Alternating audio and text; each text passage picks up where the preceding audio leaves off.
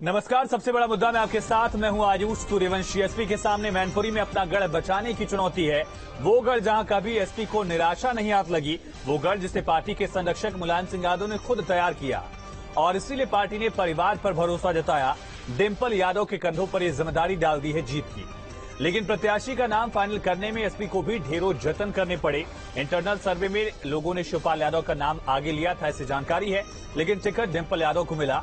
डिंपल के कारण न तो मैदान में शिवपाल आएंगे और न ही छोटी बहू अपर्णा। यही सोच रही होगी शायद अखिलेश यादव की। एसपी के लिए जीत इसलिए भी अहम है क्योंकि 2024 में पार्टी को बूस्टर चाहिए। अगर जीते तो आगे की राह आसान होगी, लेकिन हार गए तो संसद में संख्या कम होगी, साथ ही 24 की चुनौती भी बढ़ जाएगी। ऐसे में सवाल उठ रहा है कि डिंपल के नाम से क्या यादव कुंबे का घमासान रुक पाएगा? क्या मैनपुरी की लड़ाई से 2024 की चढ़ाई भी तय होगी? मैनपुरी की लड़ाई में परिवारवाद कितना बड़ा मुद्दा होगा?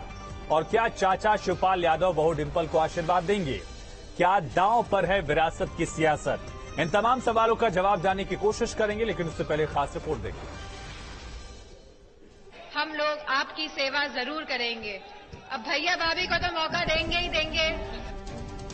एसपी ने परिवार पर जताया भरोसा। डिंपल बचाएंगी मुलायम का गढ़। हम लोग आपकी सेवा जरूर करेंगे। अब भैया भाभी को तो मौका देंगे ही देंगे। फिर हुए किनारे शिवपाल बेचारे।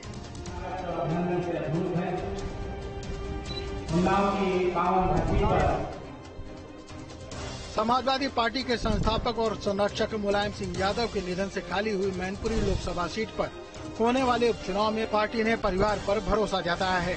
उपचुनाव के लिए पूर्व सांसद डिंपल यादव का नाम तय किया गया है, जिसके बाद एसपी मुख्यालय में कार्यकर्ताओं में खुशी का माहौल देखा गया। डिंपल यादव के मैनपुरी से प्रत्याशी बनाए जाने के बाद समाजवादी पार्टी कार्यालय के बाहर तमाम समर्थक इकट्ठा हो गए हैं।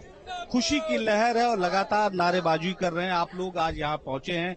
डिंपल यादव मैनपुरी से उम्मीदवार बनाई गई हैं। किस तरह से कार्यकर्ताओं में उत्साह है? यह चुनाव नेताजी की अनुपस्थिति में पहली बार हो रहा है। नेताजी एक साधारण पुरुष भी नहीं थे। नेताजी समाजवाद के महापोषक थे, विश्व समाजवाद के एक धरोहर थे।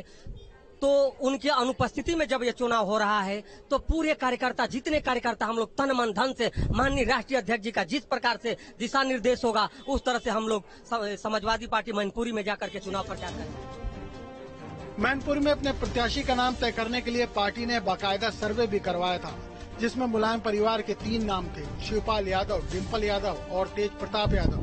हालांकि सर्वे के मुताबिक मैनपुरी में लोगों ने सबसे ज्यादा शिवपाल यादव का नाम पसंद किया, फिर डिंपल और सबसे बाद में तेज प्रताप का नाम था। लेकिन यहाँ भी अखिलेश खेल कर गए। सर्वे को दरकिनार कर उन्होंने डिंपल पर दांव लगाने का फैसला किया। शायद अखिलेश की ये सोच रही हो कि अगर शिवपाल को पार्टी का प्रत्याशी बनाते तो शायद जीत तो मिल जाती, लेकिन संकट के समय में शिवपाल की जीत से उनका कद पार्टी में और ऊंचा हो जाता, जो शायद अखिलेश को गवारा नहीं, क्योंकि अगर डिंपल हारी भी तो पार्टी पर पकड़ तो टीपू की ही रहेगी। देखिए, मैनपुरी क्षेत्र जो है वो माननीय नेताजी की कर्मभूमि थी। माननीय नेताजी के रिश्ते हैं वहां, माननीय नेताजी के संस्कार वहां से उपजे हैं। वो कर्मभूमि है जिसने समाजवादियों को सींचा है, समाजवादियों को रास्ता दिखाया है। और एक फिर ये मौका है, नेताजी के जाने के बाद हम लोग पूरी शिद्दत के साथ उन लोगों के बीच जाएंगे, उनको प्रणाम करके, नमन करके उनसे वापस से आशीर्वाद मांगेंगे। और मुझे विश्वास है समाजवादी की पार्टी बहुत भारी बहुमत से बहुत बड़ी जीत लेकर के आएगी। हालांकि डिंपल के नाम पर मोहर लगने के बाद बीजेपी ने फिर एसपी पर परिवारवाद का आरोप लगाया है। समाजवादी पार्टी ने जो फैसला किया है, ये फैसला पहले से ही अपेक्षित था। समाजवादी पार्टी में कार्यकर्ता तो केवल जिंदाबाद मुर्दाबाद के नारे लगाने के लिए है। चुनाव तो केवल सैफई कुंबे के लोग ही लड़ेंगे। आजमगढ़ में भी पहले धर्मेंद्र यादव को चुनाव लड़ाया और अब मैनपुरी में डिंपल यादव का नाम घोषित किया है। लेकिन भारतीय जनता पार्टी ने मैनपुरी के चुनाव में, पिछले चुनाव में लगातार बढ़त हासिल की है और इस बार भारतीय जनता पार्टी के कार्यकर्ता वहाँ पर कमल का फूल खिलाएंगे। डिंपल को चुनाव लड़ाने का एक फायदा एसपी को यह भी मिलेगा कि अखिलेश जानते हैं शिवपाल कभी मुलायम परिवार के खिलाफ चुनाव नहीं लड़ेंगे। अगर तेजपाल के नाम पर पार्टी मोहर लगाती तो संभव था शिवपाल अपना प्रत्याशी खड़ा कर सकते थे। ये सब कुछ है, अभी तो आपके द्वारा मुझे जानकारी मिली है। अब आज सूचना से जारी हुई अब जब भी 2-3-4 दिन में आपको सब बुला करके, लखनऊ बुला करके या कहीं बुला करके आपको सब कुछ है। अखिलेश ये भी जानते थे कि बीजेपी अपर्णा यादव पर दांव लगाने की सोच रही है। अगर डिम्पल मैदान में रही तो अपर्णा लिहाज में न उतरेंगी। देखो, अब जो इस प्रकार के राजनीतिक दल जहां के ऊपर लोकतंत्र का कोई मायने ही नहीं है, बाप के बाद बेटा ही आएगा, परिवारवाद ही जिनकी राजनीति का मूल आधार रहा हो, और वो राजनीतिक दल इस प्रकार से लोकतंत्र का परिहास उड़ाएंगे जो सत्ता में आकर लगातार लोकतंत्र को कलंकित करते रहे हैं, तो जनता कभी ऐसे लोगों के ऊपर ध्यान नहीं देगी। डिम्पल 3 साल बाद सियासी दंगल में वापसी कर रही हैं। 2019 में उन्होंने कन्नौज से लोकसभा चुनाव लड़ा था। इसमें वो बीजेपी के सुब्रत पाठक से हार गई थी। 2014 में डिम्पल कन्नौज सीट से चुनाव जीती थी और इससे पहले 2012 में कन्नौज में हुए उपचुनाव में वो निर्विरोध जीती थी। 2014 में डिम्पल ने कन्नौज सीट जीतकर पति की लाज रखी थी और इस बार डिम्पल को अपने ससुर मुलायम की सीट को बचाने की जिम्मेदारी दी गई है। कहते हैं डिम्पल के लिए हमेशा से उपचुनाव सिंपल रहे हैं, लेकिन इस बार पार्टी को बड़े संकट से उबारने की जिम्मेदारी उनके कंधों पर है। Team news studio. तो दांव पर विरासत की सियासत, इसी पर चर्चा के लिए हमारे साथ खास मेहमान कनेक्ट हो गए। उनका तारुफ आपसे करा दे। डॉक्टर दयाराम भार्गव जी, प्रवक्ता एसबीएसपी के, सत्यजीत सिंह अतवारा साहब, प्रवक्ता पीएसपीएल के, हीरो वाजपेयी जी, प्रवक्ता भारतीय जनता पार्टी के, और प्रोफेसर भुवन भास्कर जोशी जी, प्रवक्ता समाजवादी पार्टी के। आप सभी का बहुत स्वागत है। लेकिन प्रोफेसर साहब, सवाल पहले आपसे ही है कि क्या समाजवादी पार्टी को कैंडिडेट के नाम पर सिर्फ परिवार के लोग ही देखे? बड़ा आरोप बीजेपी लगा रही है कि परिवारवाद की पार्टी परिवारवाद तक सीमित हो गई।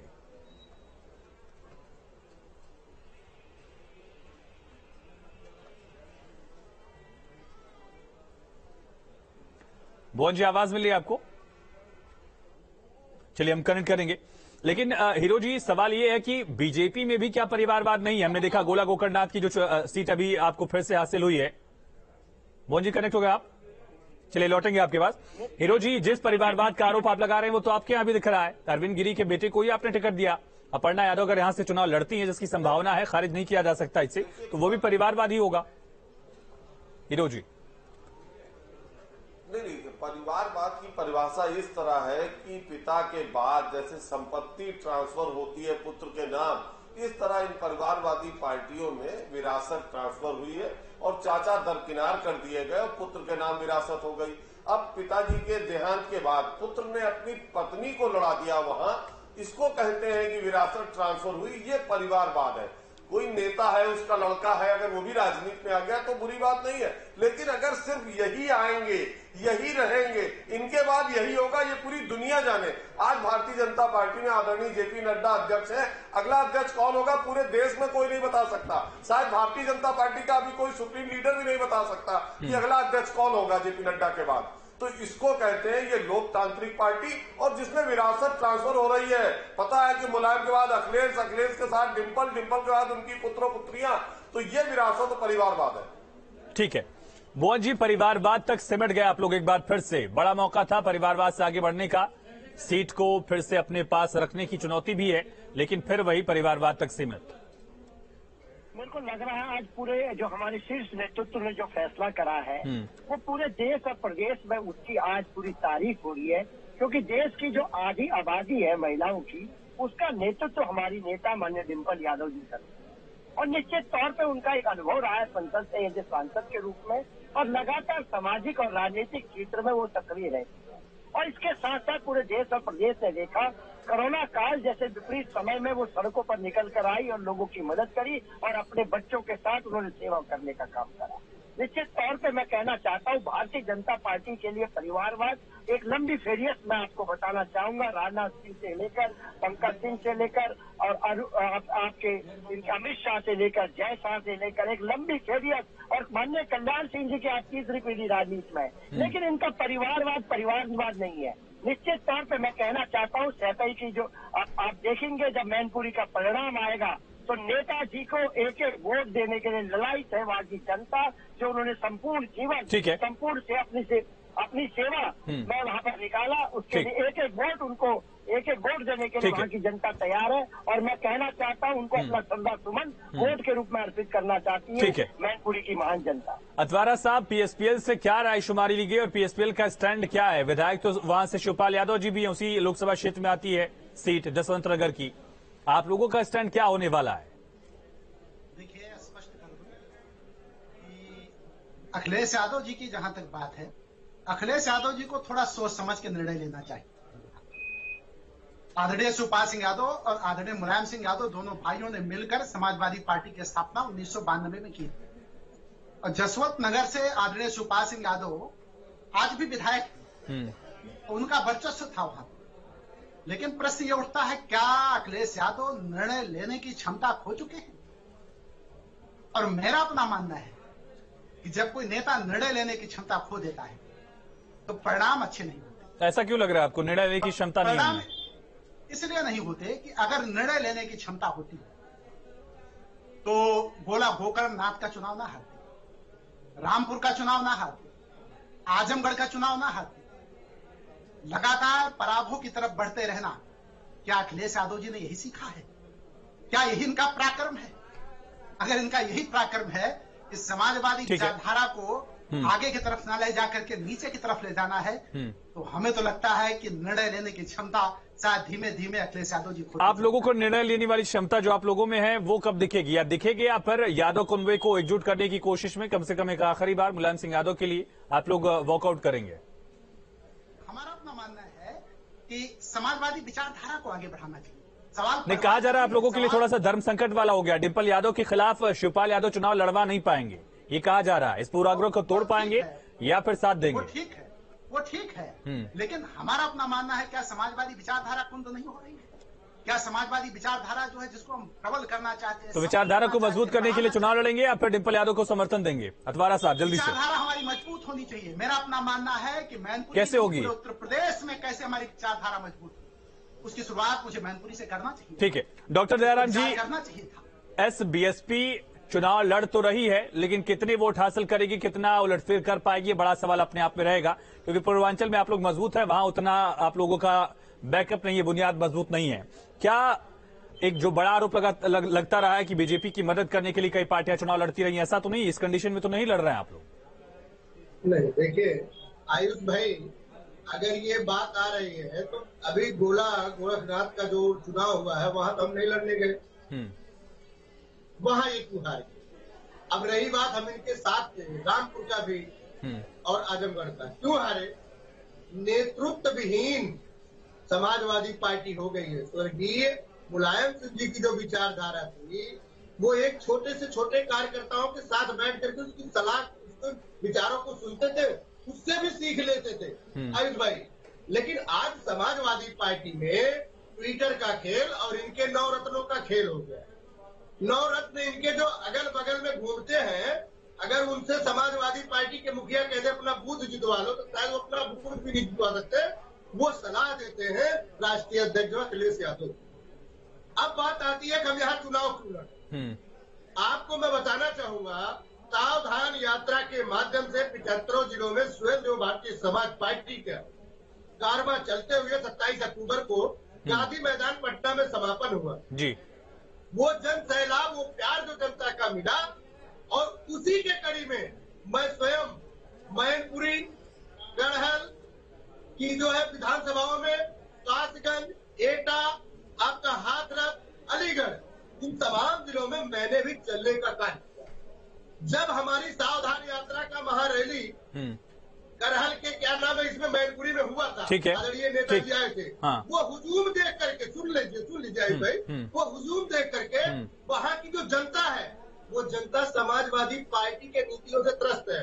कारण बता देता हूँ, वहाँ पे कश्यप समाज हो, चाहे बंजारा समाज हो, बहलिया समाज हो, ठीक है समझ गए। यादव को छोड़कर जो बाकी वोटर्स हैं उनसे आपको उम्मीद है, ठीक है। जातियां इनसे काफी खफा है। प्रोफेसर साहब, एक बड़ा सवाल जो उठ रहा है, नेतृत्व को लेकर सवाल है, लेकिन साथ ही उससे भी अहम सवाल ये हो जाता है कि मुलायम सिंह यादव के रहते हुए बीजेपी कभी ये चुनाव मैनपुरी सीट कभी जीत नहीं पाई। लेकिन जिस तरह से लगातार आप लोग केले ढहे हैं, चाहे वो रामपुर की बात की जाए, आजमगढ़ की बात की जाए, बदायूं की बात की जाए, ऐसी सीटें रही हैं जिनको माना जाता था कि पारंपरिक तौर पर समाजवादी पार्टी का इलाका गढ़ रहा है। मैनपुरी क्या दांव पर है? आयुष भाई, मैनपुरी जो है नेताजी की कर्मभूमि रही है और ये चुनाव जो हो रहा है माननीय नेताजी को श्रद्धांजलि देने के लिए मैनपुरी की आवाम तैयार बैठी है।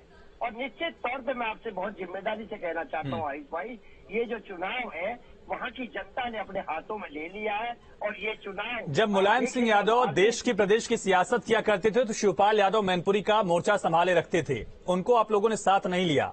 डर झलका है शिवपाल यादव का भी, उनके प्रवक्ता भी आप लोगों को सवालों के कटघरे में खड़े कर रहे हैं और अगर उनके समर्थक कटघरे में आपको खड़ा कर देंगे तो यकीनन आपको चुनौती देखनी पड़ेगी, क्योंकि 5 सीटों में 2 seat Samajwadi party, 2 seat BJP. Shivpal Yadav को अगर एसपी की तरफ मानते हैं तो एसपी, और अगर पीएसपीएल की तरफ हम मानते हैं तो फिर पीएसपीएल। वो एक डिसाइडिंग फैक्टर हो सकता है इस चुनाव में आपके लिए भी और बीजेपी के लिए भी। क्या उनको साथ लेना उचित आप लोगों ने नहीं समझा, जिन्होंने मुलायम सिंह यादव के पीछे पूरा मेहनत का काम करना सीखा और काम को आगे बढ़ाया? वो नुकसान नहीं होगा क्या आपको प्रोफेसर साहब? देखिए, मैं कहना चाहता हूँ आज अगर नेताजी की विरासत और नेताजी की जो विचारधारा, जिसे मैं कहूँगा विरासत को आगे बढ़ने की लड़ाई को कोई ईमानदारी से लड़ रहा है तो केवल हमारे नेता माननीय अखिलेश यादव जी और माननीय डिम्पल यादव जी। शिवपाल यादव दंड करेंगे या नहीं करेंगे? निश्चित तौर पर मैं आपसे कहना चाहता हूँ, आप वहाँ की जनता, जब आप उसका रिजल्ट परिणाम आएगा तो आप वहाँ पर देखेंगे, निश्चित तौर पे आप वहाँ पर पाएंगे और आप वहाँ पर देखेंगे कि भारतीय जनता पार्टी वर्सेस जनता ये चुनाव हो गया। ठीक है, ठीक है। हीरो वाजपेयी साहब, सवाल ये है कि बीजेपी उतारेगी किसे? एक मुलायम सिंह यादव जैसा एक बड़ा चेहरा जब जाता है तो फिर सहानुभूति की लहर देखी जाती है। जब अरविंद गिरी गए तो अमन गिरी को जीत उस बुनियाद पर भी मिली क्योंकि उनके बेटे थे, वो सहानुभूति थी उनके लिए। वो फायदा समाजवादी पार्टी को यहां क्यों न मिलेगा?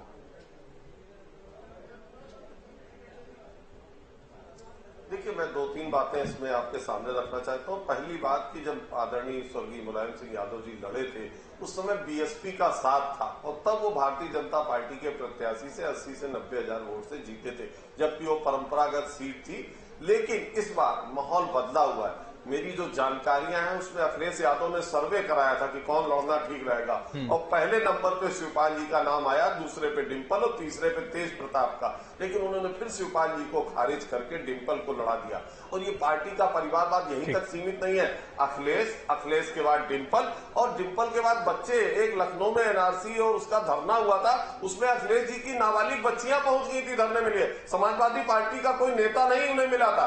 तो ये परिवारवाद की जो कल्पना है इसको जनता खारिज कर देगी और मुझे नहीं लगता कि जो सिंपैथी हासिल करने की कोशिश कर रहे हैं वो मुलायम सिंह के भाई या बेटे को मिल सकती थी, ना कि बहू को। और जो शिवपाल जी को लगातार खारिज कर रही है पार्टी, वहां पर 2 विधानसभा भारतीय जनता पार्टी के पास है और जिस विधानसभा में 70,000 की लीड मिली थी वो विधानसभा शिवपाल जी की है। तो मुझे लगता है समाजवादी पार्टी जो है अपने परिवार की लड़ाई को जब जनता के सामने ले आई है या जिस बिरादरी के नाते ये नेतागिरी करते उस बिरादरी के सामने संकट खड़ा है कि वो चाचा को माने कि भतीजे की बीवी को माने, किसको वारिस मानेगी मुलायम की और सिंपैथी किसके पक्ष में है। मुझे लगता है लोग भुवन जोशी जी उठ चुके, लोगों को समझ में आ गया है। आदरणीय मोदी जी, आदरणीय योगी जी के नेतृत्व में देश विकास की तरफ बढ़ रहा है और मुझे लगता है मैनपुरी भी अपनी ऐतिहासिक निर्णय करने जाएगा। अतवारा साहब, इस विकास के पथ में शामिल होना चाहता है। विरासत जो है वो अखिलेश यादव के साथ है, आपके साथ नहीं है। इग्नोर किया जा रहा है, तगाफुल किया जा रहा है, फायदा नुकसान तो अलग बात है। देखिए, ये तीसरे चरण का चुनाव था विधानसभा में देखा जाए तो उसमें आदरणीय शिवपाल सिंह यादव ने भारी बहुमत से जीत हासिल की और मेरा अपना मानना है आलू बेल्ट है, यहाँ यादव बाहुल सीट है और उसमें शिवपाल जी का एक बहुत बड़ा कद है। इस बात को कोई क्यों नहीं समझता है? लोग तो समझते हैं, उसे तो कोई खारिज नहीं कर रहा कि शिवपाल यादव का बड़ा रोल हो सकता है, लेकिन शिवपाल यादव का स्टैंड क्या होगा? शिवपाल यादव क्या डिम्पल यादव के खिलाफ प्रत्याशी उतारेंगे या उनके साथ भी कंपल्शन, एक मजबूरी जुड़ती है क्योंकि वो मुलायम सिंह यादव की विरासत को कई चुनौती न दे दें, ये दिक्कत हो जाएगी और इससे संदेश क्या जाएगा कार्यकर्ताओं में भी और वोटर्स में भी।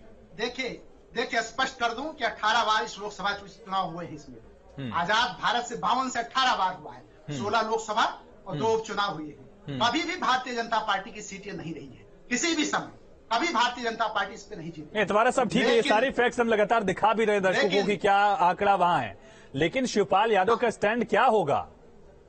देखिए, हम कहते हैं अभी हम मौन हैं, अभी हम चुप हैं, अभी हम शांत हैं, लेकिन हमारी शांति में भी बहुत कुछ है। हकीकत में खामोशी कभी भी चुप नहीं रहती, कभी तुम गौर से सुनना, बड़े किस्से सुनाती है। माना कि आगे भी तगाफुल न बहुत करोगे किस्से आप, मगर खाक हो जाएंगे तुम्हें खबर होने तक। गालिब का ये शेर आपको बखूबी याद होगा, समझते होंगे आप। जो दिखाई देता है हमेशा सच नहीं होता। कहीं धोखे में आंखें हैं, कहीं आंखों में धोखा है।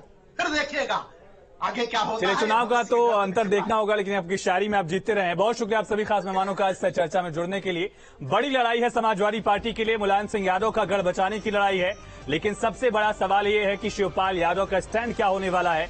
वो शिवपाल यादव जिनकी सीट खुद इसी मैनपुरी लोकसभा के अंतर्गत आती है, उनसे समाजवादी पार्टी ने विचार नहीं किया, उनका राय मशवरा नहीं लिया। ऐसे में क्या शिवपाल यादव अपना कैंडिडेट वहां उतारेंगे या नहीं उतारेंगे, एक डिसाइडिंग फैक्टर हो सकता है। खबरें लगातार जारी, यहाँ पर एक छोटे से ब्रेक के लिए रुकते हैं।